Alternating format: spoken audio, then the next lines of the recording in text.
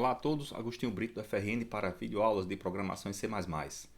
A gente vai continuar essa videoaula com um assunto que nós começamos em outra, que é o conceito os conceitos de uso da biblioteca padrão de gabaritos, né? A gente já falou sobre introdução na biblioteca, o que ela era, né? O que era a STL. Apresentamos os conceitos da biblioteca e os containers, e nessa aula a gente vai falar sobre o que vem a ser iteradores. São os iteradores que a STL provê para a gente.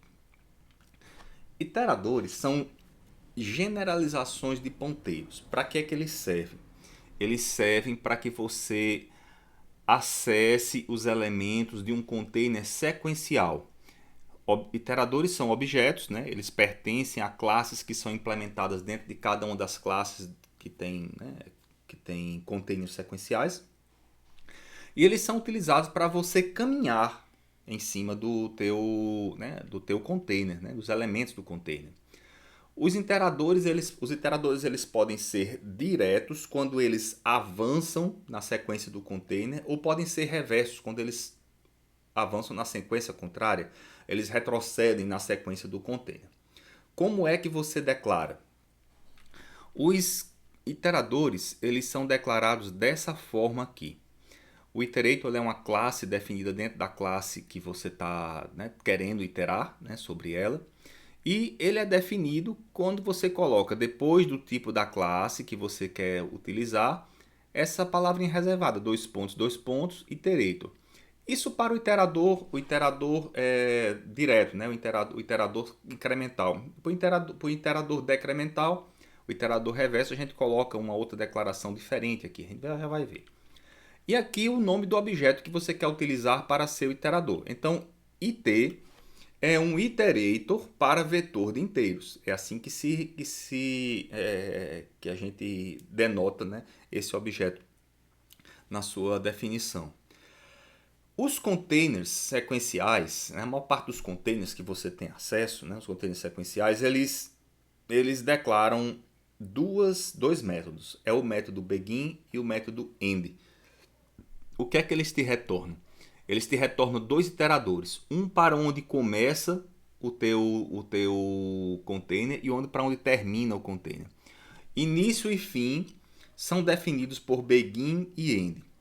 Mas o begin, ele realmente aponta para o primeiro elemento, né? A gente diz assim, o iterador aponta para o primeiro elemento da sequência. Mas o end, ele não aponta para o último elemento, porque normalmente a gente não trabalha com os iteradores, a varredura dos iteradores é um pouco diferente da forma como a gente itera sobre uma sequência quando a gente utiliza programação convencional.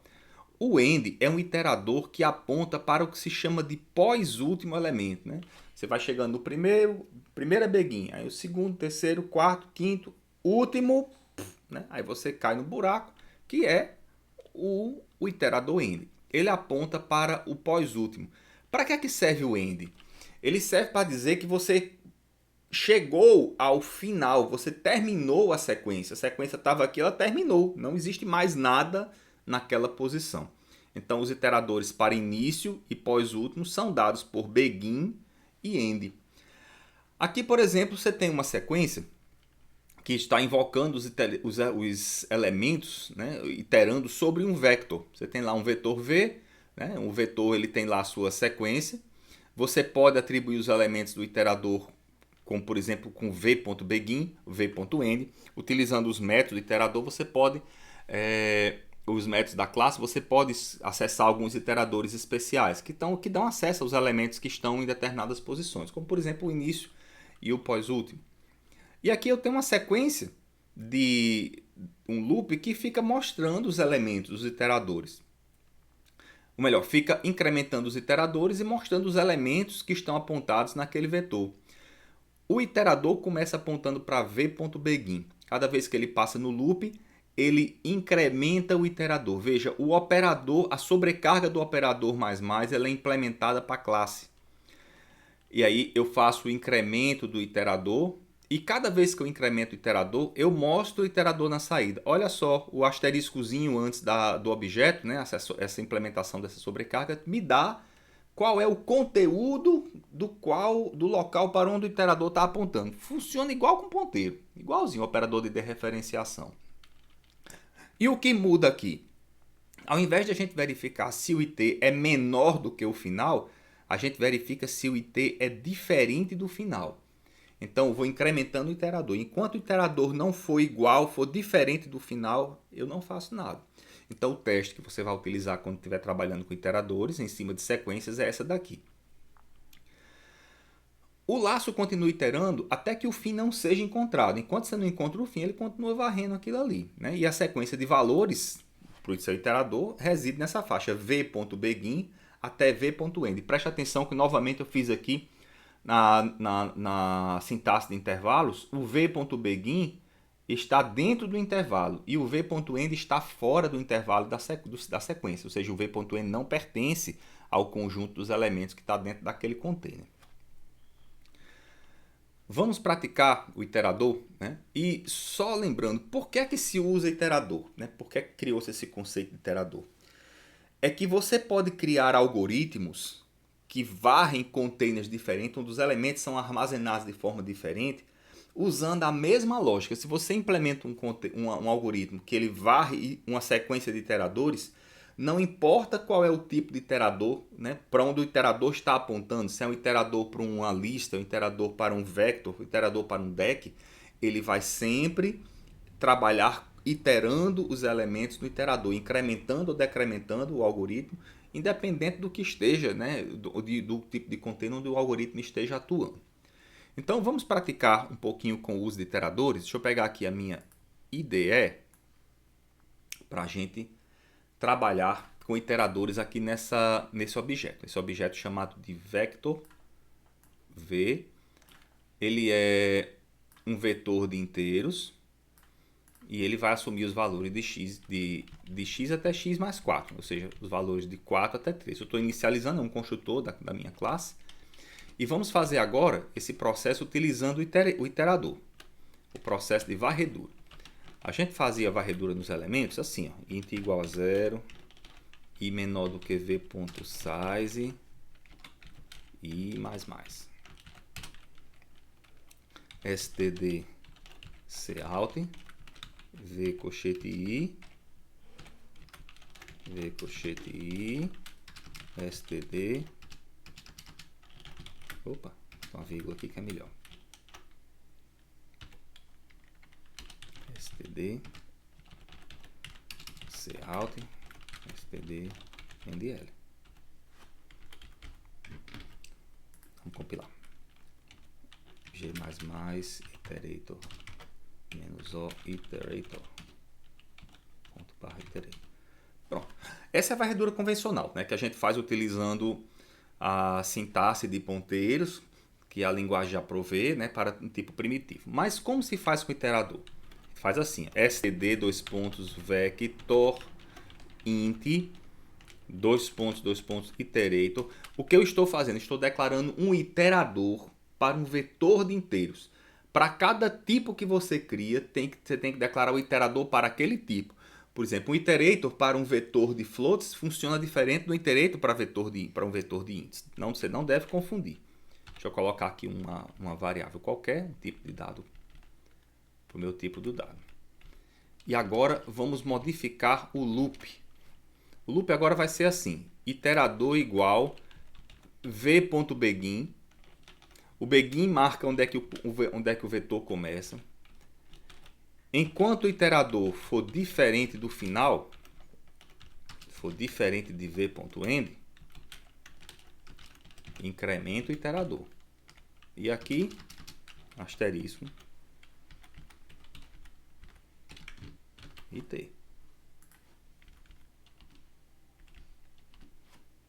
Mesma coisa. A mesma coisa foi feita. Eu varri a minha sequência dentro do intervalo, né, que é do começo até o final do vetor. Existem outros tipos de iterador, ó, std vector int reverse iterator, vou chamar aqui de hit, vamos ver o que acontece quando ao invés do iterador, o iterador direto ou forward iterator, eu uso um reverse iterator. Aqui eu não vou usar mais begin e end, eu vou usar rbegin e rend. No rbegin e rend, imagina o que é que seja o begin reverso. O rbegin vai ser esse elemento aqui, ó. E o rend vai ser esse elemento que fica aqui do lado de cá. Né? É o dual, né? Como se você estivesse pegando a tua sequência e invertendo aqui. Deixa eu voltar aqui as minhas IDE.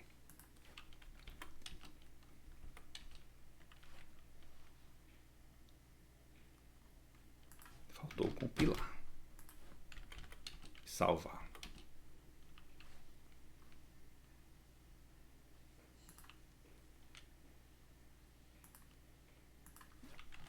E colocar o iterador correto, né? Que sem o iterador correto ele também não funciona. Ó, 13 menos 8, 3 e 4. Então consegui fazer a varredura na sequência reversa aqui na minha ordem. Deixa eu fazer aqui um outro teste.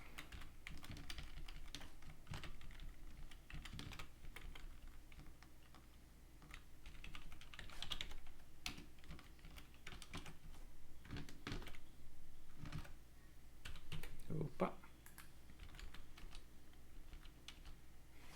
Olha esse. Eu agora estou iterando sobre uma faixa que vai de v.begin até v.begin mais 2. Então esse aqui marca o final da sequência. Só olhando aqui embaixo, deixa eu diminuir aqui um pouquinho a telinha que dá para a gente ver aqui na interface do slide. Esse aqui é o v.begin, v.begin mais 1, v.begin mais 2. Ele está iterando, está varrendo o vetor, enquanto o iterador não aponta para esse cara. Quando o iterador apontar para esse camarada daqui, ele para a iteração.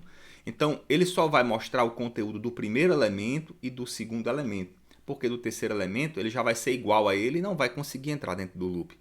Portanto, você pode utilizar os iteradores para varrer dentro de uma faixa. Eu consigo fazer a varredura dentro de uma faixa. Olha essa outra. v.begin mais 1 até v.begin mais 3. Deixa eu ver se eu salvei. Acho que eu salvei. v.begin mais 1 até v.begin mais 3. Esse aqui é o 2. O 3 é o 13. Então ele não vai até o 13. Ele para no 2, que é o menos 8. Porque o 13 ele já não seria mais diferente. Seria igual, ele para por ali. Então você pode usar iteradores para varrer dentro dessas faixas. Os iteradores eles podem ser diretos e podem ser reversos. E cada classe, olha só, ela tem uma quantidade bem razoável de iteradores. Olha para a classe Vector, quais são os iteradores que ele provê. Begin e End, rbegin e rend são iteradores que a gente já mostrou, né? Que eles funcionam varrendo o vetor de frente para trás, de trás para frente. E tem esses outros dois aqui, introduzidos pelo padrão C++11, que também fornecem ou provêm o conceito de iterador direto e reverso, mas também permitindo que o iterador seja um const iterator. O que é um const iterator? É um iterador que te permite varrer a sequência, mas sem alterá-la. Né? É uma possibilidade de você utilizar uns iteradores diferentes, caso você queira introduzir proteção à tua classe e não permitir, por acidente, que você tenha a possibilidade de alterar os elementos que estão ali. Tá? Então esse é o conceito de iterador. É um conceito simples, mas você perceba que com o iterador eu consigo fazer varredura nos elementos. Eu consigo varrer os elementos de frente para trás, de trás para frente. Consigo acessar cada um dos elementos de forma individual e trabalhar neles utilizando esse conceito parecido com o conceito de ponteiro. Tá? Então fechamos por aqui. Esse foi o conceito de iterador que nós mostramos para vocês. Espero que vocês tenham aproveitado. E em outras aulas, quando a gente for tratar do uso de algoritmos, aí sim a gente vai fazer um uso bem extensivo de iteradores, porque é lá que eles são bastante úteis para a gente. Ok? Fechamos por aqui e até outra oportunidade de a gente aprender um pouquinho mais aqui no canal de Programação Orientada a Objeto. Até lá!